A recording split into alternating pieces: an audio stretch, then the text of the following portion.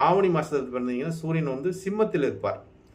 சிம்மம் வந்து உங்களுக்கு ஆவணி மாதத்தில் வரக்கூடியது. சூரியன் 30 நாள் அங்கே பயணிக்கக்கூடிய ஒரு தன்மை. அதே நீங்கள் புரட்டாசி மாதத்தில் பிறந்தீங்கன்னா சூரியன் வந்து உங்களுக்கு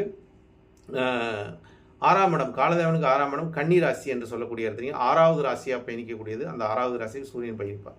7வது ராசியாக வரக்கூடியது, அதாவது 7வது ராசி தான் துலா ராசிங்க. துலா ராசின்னு நீங்கள் ஐப்பசி மாதத்தில் பிறந்தால் சூரியன் உங்களுக்கு துலா ராசியில் இருப்பார்னு வச்சுங்களேன்.